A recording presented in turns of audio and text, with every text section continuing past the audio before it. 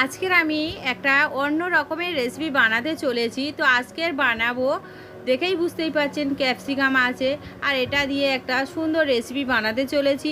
তো এটা কিন্তু বিকেলবেলা স্ন্যাক্স হিসেবেও চলে, কারণ যদি আমি এটার সঙ্গে মুড়ি আপনি খান তাহলে তো খুব সুন্দরই যাবে। খুব বেশি উপকরণ লাগে না, আর বানাতেও খুব বেশি সময়ও লাগে না, খেতে কিন্তু খুব সুন্দর লাগে, বিশেষ করে স্ন্যাক্স হিসেবে। তো কিভাবে বানাচ্ছি দেখে নিন। প্রথমে আমি একটা ক্যাপসিকাম এইভাবে রিং করে কেটে নিয়েছি।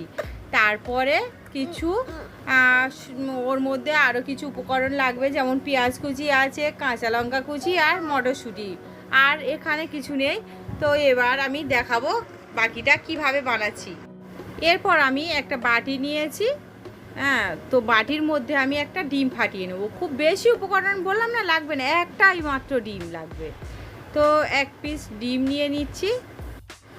ডিম ফাটিয়ে নেওয়া হয়ে গেছে। এবার আমি একে একে বাকি উপকরণগুলো ওর মধ্যে অ্যাড করব। প্রথমে আমি ওর মধ্যে পেঁয়াজ কুচি দিয়ে দেব, এরপর আমি লঙ্কা কুচি দিয়ে দেব।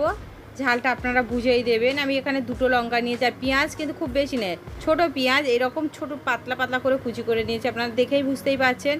এরপর আমি মটরশুঁটি সেটাও দিয়ে দেব, অল্প কিছুটা 4-5টা মটরশুঁটি ছাড়িয়ে নিয়েছি, দিয়ে দিলাম। এবার স্বাদ মতো লবণ দিয়ে দেব।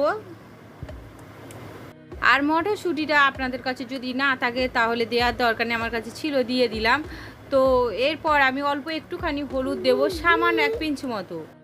অল্প সামান্য লঙ্কার গুঁড়ো দিয়ে দেব, একদম সামান্য।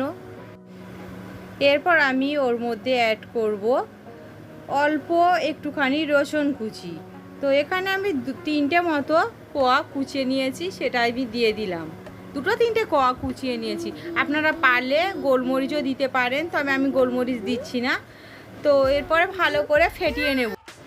ফেটিয়ে নেওয়া হয়ে গেছে। এবার আমি গ্যাস অন করে একটা ননস্টিকের কড়াই বসিয়ে দিয়েছি, আর কড়াই গরম হয়ে এলে ওর মধ্যে আমি একটুখানি সাদা তেল দিয়ে দেব, দিয়ে আমি চারিগায়ে লাগিয়ে নেব কড়াইয়ে।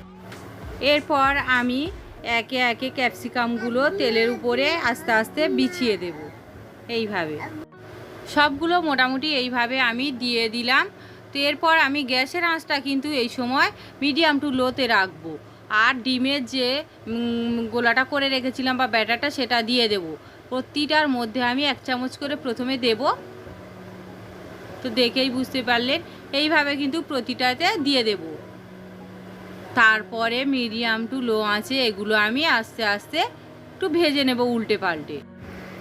এরপর যখন উপরটা এরকম একটু শুকনো শুকনো হয়ে আসবে, তখন আমি এক পিঠ আমি উল্টে দেব, একটা সাইডে উল্টে দেব। তো এইভাবে আস্তে আস্তে একটু খুন্তি নিয়ে একটু এইভাবে উল্টে দেব, দেখেই বুঝতেই পারছেন। আবার এই পিঠটাও মিনিট খানেক মতো রাখবো, তারপরে আবারও উল্টে দেব। তো দেখেই বুঝতেই পারছেন আমার কিন্তু এটা একটা হয়ে গেছে, আমি তুলে নিচ্ছি। এরকম যখন 2 পিঠ হয়ে যাবে তখন আমি কিন্তু তুলে নেব একে একে। এইভাবে বাকি সবগুলো আমি কিন্তু ভেজে তুলে নেব। তো তুলে নেওয়া হয়ে গেছে, দেখতেই পেলেন কত সুন্দর হয়েছে। আর এটা ভাজার সময় কিন্তু ঢাকা বন্ধ করে ভাজার দরকার নেই, যেহেতু ক্যাপসিকাম যে একদম সিদ্ধ হওয়ার দরকার আছে তাও কিন্তু না, খেতেও কিন্তু দুর্দান্ত লাগে। আপনারা অবশ্যই বিকেলবেলা স্ন্যাক্স হিসেবে এটা ব্যবহার করেন, চায়ের সঙ্গে বা মুড়ির সঙ্গে খেতেই পারেন, খেতে দুর্দান্ত হয়। আর কত সহজে বানালাম সেটাও আপনারা দেখেই নিলেন। এবার আপনারা বাড়িতে অবশ্যই এটা একবার ট্রাই করবেন, আর কেমন হয়েছে সেটা আমাকে কমেন্ট করে জানাবেন। আমার এই রেসিপিটা যদি ভালো লাগে তাহলে আমার চ্যানেলকে লাইক, কমেন্ট, শেয়ার ও সাবস্ক্রাইব করে পাশে থাকা বেল আইকন প্রেস করে দেবেন, যাতে আমি পরবর্তী ভিডিও দেওয়ার সঙ্গে সঙ্গে আপনারা প্রথমেই দেখতে পান। সবাই ভালো থাকবেন, সুস্থ থাকবেন, ধন্যবাদ সবাইকে। আর আমার চ্যানেলে যদি নতুন বন্ধু হয়ে থাকেন তাহলে তাদের অবশ্যই চ্যানেলটা সাবস্ক্রাইব করার অনুরোধ রইল। ধন্যবাদ সবাইকে।